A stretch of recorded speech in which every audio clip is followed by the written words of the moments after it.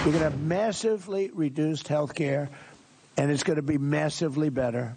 You're going to have great health care at a much lower price, which is the two things. We want great health care and we want low price. You're going to have great health care at low price. Now you have terrible health care at a high price.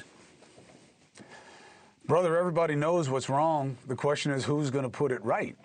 And, you know, the president can say, well, my health care plan is great. I mean, that's why it's called the Great Health Care Plan. Yeah, okay.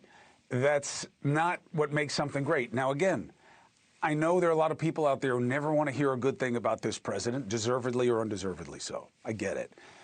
I like talking about what matters to the many. And if the president tees up health care and says Congress should focus on this, do I think his plan is the fix? No. I don't even think it's close. But calling out drug prices, no brainer. Let's see you deal with Big Pharma, okay? You talk about how to get costs down. I don't care what pocket it comes out of. You can give me the money. You can have somebody else pay. We can both pay. It's what we have to pay. You understand? Oh, and we're going to have transparency. We got a lot of transparency now, and here's what we see. They pump up the costs, and you can't do anything about it, apparently. That's what matters. Let's bring in board-certified surgeon, Dr. Elisabeth Potter. She went viral on the internet in a good way. You know, I know, doctor, you don't want to hear viral, but she went viral on the internet for taking on UnitedHealthcare, one of the biggest insurance companies in the U.S., and she paid a big price for it, but just made her stronger. Dr. Potter, thank you for being with me. You agree with me. Part of the prescription is we got to talk about it, and the president saying Congress should deal with this. Great. Now, first, let's talk about what he says is his plan. How do you see it? First of all, I agree with you completely. I love that we're talking about this and having the conversation. And it seems like this president is wanting to pick a fight. Boy, do we have a fight for him. I mean, we are talking about going up against the biggest and the baddest in the economy. 1/5 of the U.S. economy is healthcare, over $5.5 trillion. If you want to pick a fight, let's stop what's going on in Minnesota. Let's really get into proving how strong we are. Okay, so we want to go against healthcare? Let's do it. When I look at this plan, I see, the preamble, and I want to dive in. I want to see the details. So, I'm going to reserve a little judgment and say, I want to see the details when they come out. But first of all, when you talk about company or country, as you did, when we talk about lowering insurance premiums in this great healthcare plan, they say we're going to stop sending subsidies to insurance companies. And instead, we're going to send money right into Americans' pockets so that they can spend money on the insurance and the healthcare that they choose. Here's newsflash. We have a monopoly. There is no choice. And that money that you're spending, that you're sending into their pockets of Americans, it's getting spent at the company store.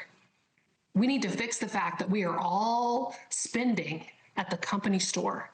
And we don't really have small town America and a store where we can go get actually good healthcare that hasn't been manufactured by big medicine. So that's number one. Mm-hmm. I think, I think that's the number one thing is we're just moving money around and we're not looking under the hood, looking behind the curtain and fixing the real problem of healthcare. Then we're just shifting it. By the way, the next point in the healthcare plan says that, we're going to have this sort of like cost cutting maneuver. That means they're going to send more money to insurance companies. That's just another kind of subsidy. So I mean, we have to look at this real hard. If we're going to wind up just giving more money back into the same system, we're not fixing the problem at all. You have to go after the powerful people. You have to go after the powerful people. But look, we just saw with the credit card companies, they're kind of powerful. It took them 3 days to get the credit interest cap to go away and just put his name on a credit card instead. Took them 3 days. They are nothing compared to Big Pharma in terms of how much money they put into politicians' pockets. That's why I'm not getting my hopes up. Well, no, here's the thing, though. America wants a hero right now. If you want a hero, go up against big medicine and win. That will win in the elections. Whatever party you're on. You got to do one of two things then. You have to be able to say to not the subsidies, because that's the little one, right? You got to go to the 160 million that are getting it through their private employers and the unions and say, oh, you know that big tax break you get? You don't get it if you spend over X for health care. You have to do something like that. You do. And that's the next point I'd say is like, how are we going to hold people accountable?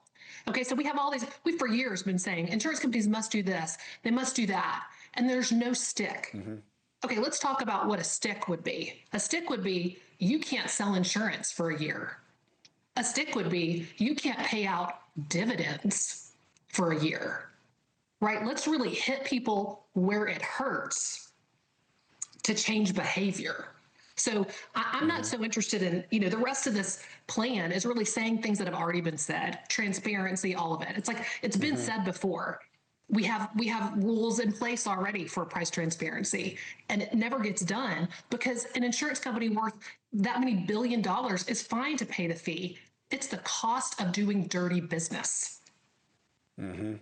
Mm-hmm. Yeah. And look, people will say, well, you don't want to rig the rules, capitalism.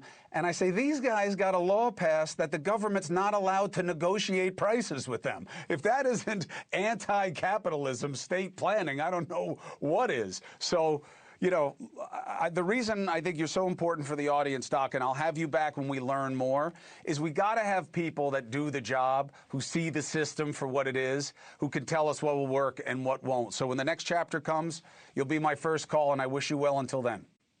Appreciate you. Thanks. Thank you for watching. Subscribe below and download our NewsNation app right now on your phone, and you will get fact-based, unbiased news for all Americans.